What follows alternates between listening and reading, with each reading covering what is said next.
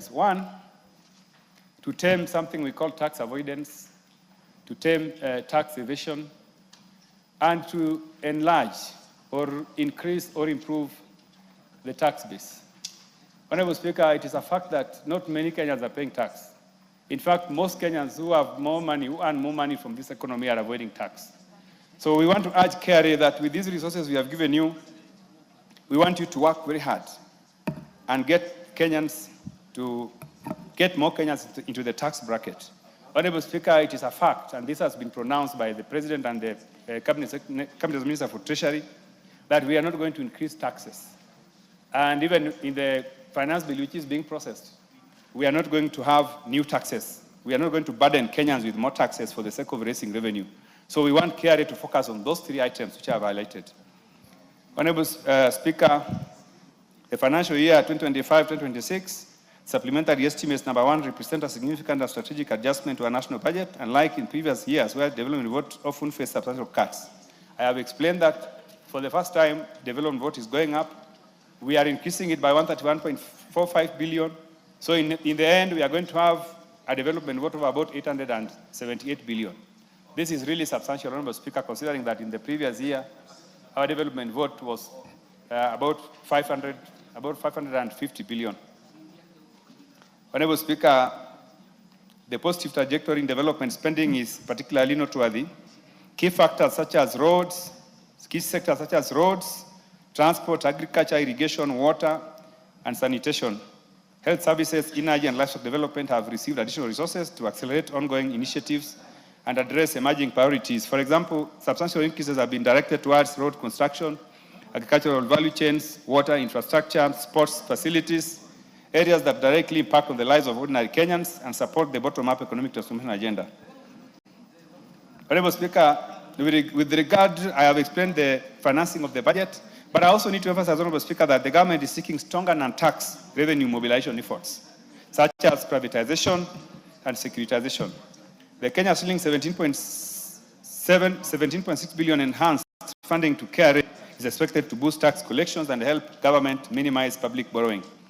In addition, the National Treasury is advancing a program of privatization and asset monetization during turning underperforming public assets into revenue-generating entities. Honorable Speaker, the government has put in place strategies and plans to ensure that those practices that have no value, that are not adding value, that are consuming our tax revenues, are either wound up or restructured. I think this is a very important point which needs to be highlighted, that we are not going to continue to fund practices that are not helping, that are consuming money. They don't have development projects. The only thing they do, Honorable Speaker, is to pay salaries for employees. This is something I think which this House has taken note of, and we want to urge government to quicken those processes that are aimed at addressing those particular challenges. So, Honorable Speaker, let me just highlight a few sectors. That, or factors that have made this supplementary budget necessary. The first one is shortfalls in personnel emoluments across education, health, and the security sectors. Honorable Speaker, when we passed the main budget, the original budget, 2025-2026, we realized that we did not adequately cover personnel emolument votes for education, health, and security sectors. This, Honorable Speaker, necessitated that we have to do a supplementary budget to be able to cover those areas. Then, of course, the other one is urgent funding for security operations, national intelligence, and policing. Honorable Speaker, and I want the House to listen. If we are going to have incidences of insecurity challenges, and then it comes out that this House did not appropriate resources for that, I think that's the reason why even this House should be disbanded. Parliament should be disbanded. And therefore, Parliament must ensure that when it comes to matters of security, intelligence, and policing, we must provide resources for that, because we have to be safe. First of all, the country must be secured. Kenyans must be safe. They must move around this country without any fear, so that they can be able to develop and work and grow the economy. Thirdly, Honorable Speaker, outlays for disaster response due to drought and floods. Honorable Speaker, in just a few months ago, before the rains, we had incidents of drought incidences, and the government had to move in swiftly to be able to help in those areas where we had drought challenges, to provide food, to provide water, and to provide medicine. Additional needs arising from donor-funded projects and debt service adjustments. And the last one, the need to support ongoing reforms in agriculture, housing, health, which are pillars of better. Honorable Speaker, you will, as I will explain in the next phase of my presentation, universal health coverage was not adequately funded when we passed the original estimates. And therefore, we had some shortfalls which we have tried to address in these supplementary estimates. And of course, housing. The housing vote has received a substantial boost of about 25 billion, which is going to help us address the ongoing programs. Honorable Speaker, the government is working very, very hard to ensure that we complete all the affording housing programs across the country before the elections, to ensure that the promise which you gave Kenyans of the number of houses we are supposed to construct is realized. Honorable Speaker, let me now go to the sectoral supplementary allocations. Honorable Speaker, as I said, governance and security remains the biggest beneficiary of additional allocations, accounting for about 60 billion in total. The State Department for Internal Security and National Administration receives 9.9 billion, broken down as follows. 3.9 billion for security operations, 2 billion for compensation of victims of demonstrations and post-election violence. Honorable Speaker, I want to repeat and to tell our supporters across the country, as you know, I'm a member of the Orange Democratic Movement Party, and we had promised in in the 10-point agenda signed between the President and the late Honorable Raila Amolo Odinga that we were going to address this long-term problem of victims of post-election and political demonstrations. I want to confirm here on the floor of this House that we have allocated 2 billion shillings to start off that process. As the Kenya National Human Rights Commission, which is going to be administering the fund, we have also given them some 45 million to start preparations. And I think that preparation is ongoing.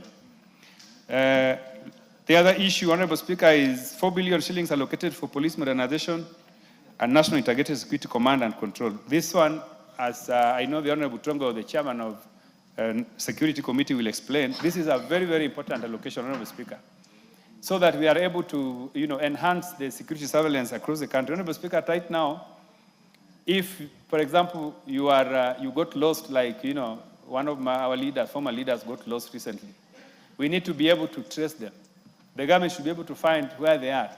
If they said they were hijacked on Moi Avenue, we should be able to know how they moved from Moi Avenue to wherever they are. So, Honorable Speaker, this allocation is going to support that program. Honorable Speaker, in addition, IBC has been allocated 2.9 billion shillings to help, first of all, settle its long-term pending bills. Honorable Speaker, we are approaching elections, and many people are already accusing IBC of planning to interfere with elections. Therefore, we want to ensure that IBC is properly funded. We don't want to give anybody an excuse that, IBC, we didn't do this for IBC, and therefore they didn't meet minimum expectations for our elections. So we are continuing to fund IBC as part of its preparations for the forthcoming elections. Honorable Speaker, on the education sector, education continues to account for a significant share of additional funding. TSC, Teacher Service Commission, has been allocated 24.2 billion to cover salary shortfalls and health insurance contributions for teachers. Honorable Speaker, teachers and the police are the largest, spenders in terms of personal emoluments, and therefore we want to ensure that teachers are happy.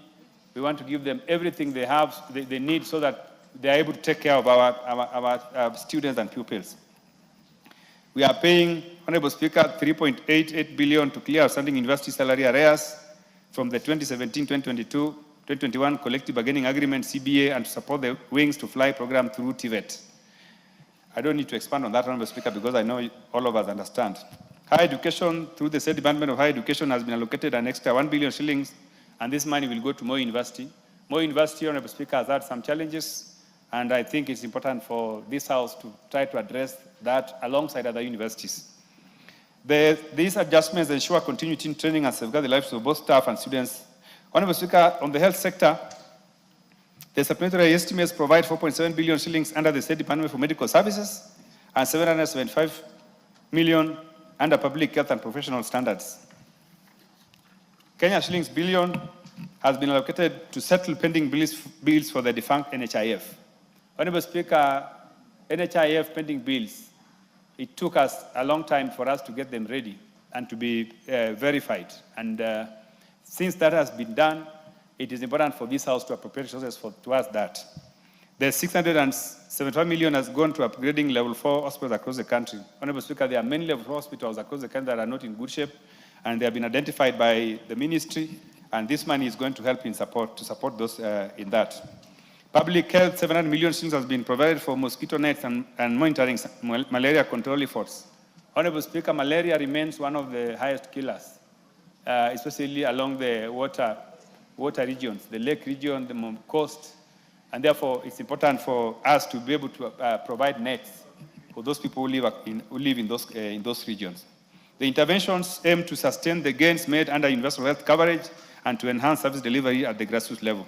Honorable Speaker, on the infrastructure and housing, we have allocated 23 billion for roads. And the main projects under roads are one, the Isiolo-Mandera Corridor, Kitale-Mopas, Nairobi Intelligent Transport System, Mombasa-Mariakani Dwelling, and the Dongo-Kundu Special Economic Zones. Those are the major ones that are going to take the substantial portion of that vote. Ministry of Roads, again, has 2.6 billion to rehabilitate floods, damaged roads, and complete critical corridors, while the State Department for Housing and Urban Development, I explained earlier, has 25 billion. Honorable Speaker, we have 1.72 billion for water projects such as Twake Multipurpose Dam. This, I think, is a project in Ukambani, I think Makueni and Nairobi Water Rehabilitation. In Energy, Honorable Speaker, we have allocated 515 million shillings to cater for the Olkaria, Lesos, Kisumu transmission line, while 75 million has been allocated to upgrade Lafi Airstrip in Mandera County. Honorable Speaker, there is 1.6 billion shillings for water and irrigation projects, mainly strategic dams and drought mitigation projects in ASOL regions. Honorable Speaker, as all of you understand, the ASOL regions, they continue to suffer water shortages when drought comes, and when flooding comes, the same. So, Honorable Speaker, we believe this money is going to help to support in containing those challenges, and we want to ask the responsive agencies to ensure that this money is properly utilized, and we want to see the projects on the ground. Honorable Speaker, sometimes we allocate resources, but we can't see the projects on the ground. Lastly, on the agricultural sector, has received 17 billion shillings, and this includes 10 billion shillings are allocated to the fertilizer subsidy program, and this now brings the total subsidy allocation to 18 billion. Honorable Speaker, in the regional estimates, we are allocated 8 billion. We have added 10 billion to the subsidy. Honorable Speaker, the subsidy program is very transformative. And we have explained here the economic growth.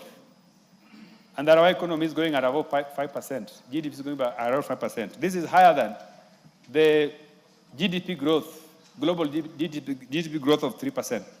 And agriculture has continued to play its part in supporting the GDP growth for our country. And therefore, this 10 billion addition to this fund, subsidy program, is going to support the continuous growth of our GDP. Honorable Speaker, we have 7.8 billion shillings towards sugar sector reforms, of which 6 billion arises from the Sugar New Levy Fund. Honorable Speaker, when the sugar companies were privatized, most of the staff who were working there, and some of them were released, had salary arrears. So this is part of the money is going to fund salary arrears for the sugar factories that were privatized. And lastly, we have 2 billion, which is meant for seed and seedling distribution. Honorable Speaker, there is crop diversification program in the Ministry of Agriculture, which aims to transform regions that relied on some particular crops. There are regions that were originally planting maize, and they want to move to other more cash crops, like coffee. So we are allocating these funds to ensure that we urge them. They use these funds to grow crops that are going to add value to the economy. We have realized that coffee, first of all, is a crop that can be grown in every part of the country. Nyanza, Coast, Western, you can grow coffee. So we want those regions to start growing coffee. So we are going to avail seedlings for them so that when they prepare their farms, they can move into cash crop farming. Honorable Speaker, I want to conclude and say that the committee made the following recommendations. One, that by 30th June 2026, the Cabinet Secretary for National Treasury submits to the National Assembly trends of allocations under Article 223, including the proportion of Article 223 expenditures to be approved by the budget, by vote or by spending entity for the period 2022-2023 to date. This information will help the National Assembly address the growing reliance on Article 223 spending, which will continue to reduce stability of the budget. Honorable Speaker, there's something which I did not highlight, that even though we were able to approve substantial approvals under Article 223, the Departmental Committee on Devolution rejected one expenditure. And this is expenditure that had to do with the CIA International Investment Conference. There was an allocation of 60 million shillings, which was meant for that conference. Unfortunately, Honorable Speaker, before the conference began, the Right Honorable Raila Amolo Odinga passed on, and the conference did not take place. But Honorable Speaker, the CIA County government has not been able to provide, how that money was spent. And therefore, this is the only expenditure under Article 223 which this committee, which budget committee and the departmental committee rejected. The second recommendation, Honorable Speaker, is that by 30th June 2026, the Cabinet Secretary for National Treasury, in consultation with the Cabinet Secretary for Ministry of Public Service and Human Capital Development, develops and enforces accurate personnel emoluments costing, including aligning recruitment to approved budget ceilings and ceilings, anchored on the 5% rural electrification program levy arrears to support the timely delivery of off-grid electrification. 3, that by 30th June 2026, the Office of the Auditor General, in consultation with the Attorney General, submit to the National Assembly a proposal for amendment to the Public Finance Management Act to introduce enforceable sanctions for non-implementation of audit recommendations. Honorable Speaker, there are many audit recommendations that have not been implemented. Some of those recommendations include, prosecuting culprits. But we have realized that those recommendations are just lie idle in offices. So we want those recommendations to be enforced through an amendment to the PFM Act, and to enforce and to say, if you don't implement this audit report, this is the punishment. 5th, the Cabinet Secretary for National Treasury, in consultation with the Clerk of the National Assembly, grants the Parliamentary Budget Office read-only access to the Integrated Financial Management Information System. This access will enable the Office to monitor real-time budget execution and generate analytical reports to support parliamentary oversight. Honorable Speaker, budget making process undergoes about 3 or 4 stages. That is formulation, approval, implementation. But we realize that this House only participates in one, which is approval. After approval, the process of ensuring implementation presses a challenge. And so this amendment will ensure that Parliament can be able to access and see what's happening in the budget to ensure that there's timely implementation. Honorable Speaker, in closing, I extend my appreciation to the departmental committees for their sectoral supplementary expenditure reports, which greatly inform the preparation of this document. Thank you very much, Honorable Speaker and members, for this opportunity. I now I beg to move, and I now ask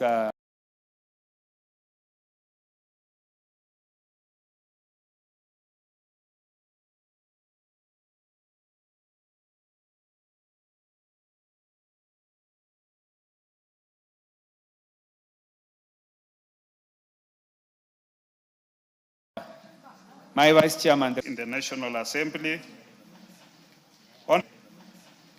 Honorable Speaker, this supplementary bill 2026 makes provision for giving statutory sanction for public expenditure for the year ending on 30th June 2026 on the basis of supplementary estimates of expenditure for 2025-2026, recurrent and supplementary estimates, expenditure 2025-2026, development, and therefore, and the appropriation of these amounts. Honorable Speaker, when you look at our budget as it is now, one of the biggest trend that we should be able to go, and that is the position of the Budget and Appropriation Committee, is that we should be able to do zero budgeting. 2, we should also have a single treasury account. And this, Honorable Speaker, will be able to give us a better way on how we can be able to make our budget. Honorable Speaker, this budget, the supplementary budget, only affects the national budget. It does not affect the budget of the counties. And as you remember, when we were moving the division of revenue bill in this House, we say that when there is a shortfall, then what it means is that the national government bears that responsibility. And therefore, looking into the budget, you'll find that there's some bit of shortfall, and therefore you'll find that there is maybe adjustment in terms of maybe recurrent, and where possible, we try to also adjust the development to meet the requirements of Kenyans. Honorable Speaker, in this budget, supplementary budget, as my chair has put it, we've tried as much